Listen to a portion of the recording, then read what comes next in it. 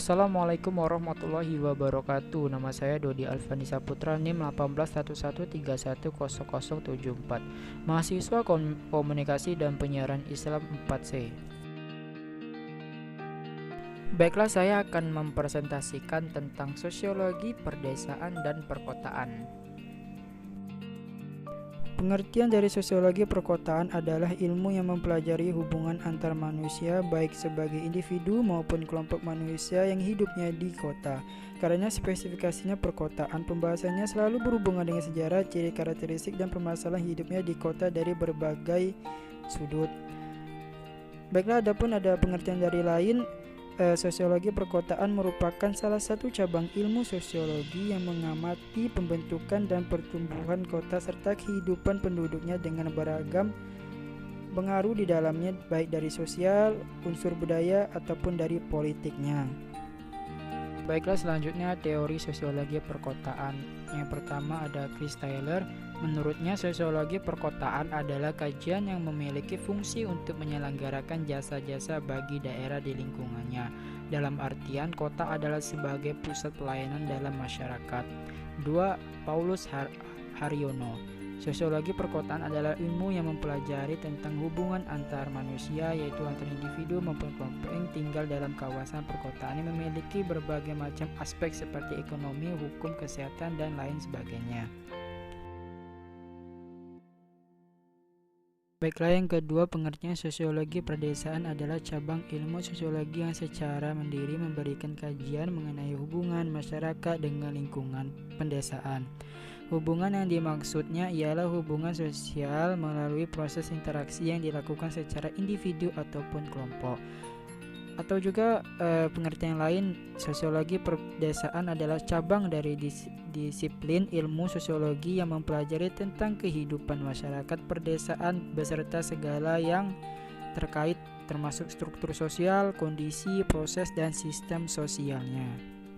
Masuk ke teori sosiologi perdesaan, yang pertama ada F. Truth Chapin. Sosiologi perdesaan adalah studi tentang penduduk, perdesaan, organisasi sosial perdesaan, dan proses-proses sosial komparatif dalam masyarakat perdesaan. Yang kedua ada N.L. Sims, mengemukakan bahwa sosiologi perdesaan adalah studi tentang asosiasi persekutuan antara orang-orang yang hidupnya kurang lebih tergantung pada pertanian. Yang ketiga adalah Rogers. Sosiologi perdesaan didefinisikan sebagai fenomena masyarakat dalam settingan perdesaan.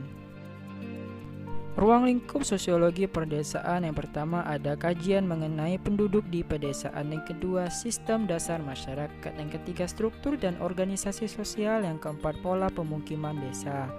Adapun kegunaan sosiologi perdesaan memberikan dan mengetahui tentang fungsi desa sebagai strategi dalam pembangunan yang akan dilakukan.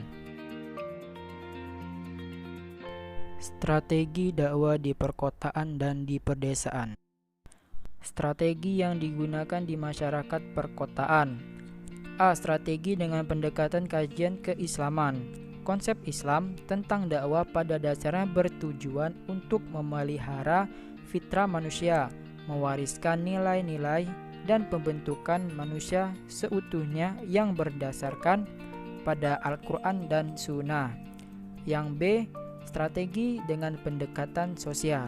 Pendekatan sosial merupakan strategi pendekatan dakwah dalam bentuk kegiatan sosial sebagai implementasi untuk menumbuhkan kepedulian masyarakat terhadap persoalan sosial masyarakat kota. Yang C. Implementasi dakwah di masyarakat perkotaan. Masyarakat perkotaan memiliki karakter yang berbeda dengan masyarakat di desa, seperti pertama, masyarakat kota lebih banyak menggunakan fasilitas-fasilitas yang lebih modern. Kedua, masyarakat kota memiliki etos kerja yang tinggi. Ketiga, dalam berkomunikasi, masyarakat kota memakai bahasa yang lebih menasional. Keempat, masyarakat kota memiliki pengetahuan dan berwawasan luas. Kelima, masyarakat kota sangat heterogen terlihat dari bagaimana mereka melakukan kegiatan-kegiatan ekonomi. Selanjutnya, strategi yang digunakan untuk masyarakat perdesaan Strategi dakwah pada masyarakat desa biasanya dilakukan melalui pembinaan yang berupa bimbingan, pengarahan, dan pendampingan dalam pembelajaran ajaran Islam. Memberikan penjelasan atas pemahaman agama Islam secara benar berlandaskan Al-Quran dan Al-Hadis. Rasul menjalin kerjasama dengan organisasi keagamaan dan ulama kiai dalam rangkaian pengembangan dakwah Islam. Adapun strategi yang dilakukan, yang pertama, strategi dakwah dengan metode hikmah. Metode hikmah ialah ucapan yang jelas dan diiringi melalui pendekatan ilmiah yang dihadapkan kepada golongan pemikir atau kaum intelektual dengan mengatakan bukti-bukti ilmiah yang logis. Ampere filosofi. 2. Strategi dakwah dengan metode bilisan, yaitu strategi dakwah yang dilaksanakan melalui lisan, yang dilakukan dengan cara seperti ceramah, khutbah, dan lain sebagainya. Yang ketiga, strategi dakwah dengan metode wal mujadalah dilatih ya ahsan. Strategi dengan metode mujadalah adalah bertukar pikiran atau berdiskusi. Metode yang ketiga ini melalui pendekatan dialogis untuk menanamkan rasa saling menghargai antara dai dan mad'u. Hal ini juga untuk menguatkan keyakinan dai yang argumentatif dan bahkan dapat mengalahkan argumentasi lawan bicara yang akhirnya dapat menerima apa yang disuruhkan oleh dai. Metode yang ketiga ini lebih tepat ditunjukkan kepada golongan pertengahan antara cendekiawan dan awam. 4. Strategi dakwah dengan metode bilihal merupakan dakwah dengan perbuatan nyata, di mana aktivitas dakwah dilakukan melalui keteladanan dan tindakan amal nyata. Baiklah, itulah presentasi dari saya atau penjelasan dari saya. Apabila saya ada kata-kata yang salah, saya mohon maaf. Kepada Allah saya mohon ampun. Wabillahi taufiq wal hidayah. Wassalamualaikum warahmatullahi wabarakatuh.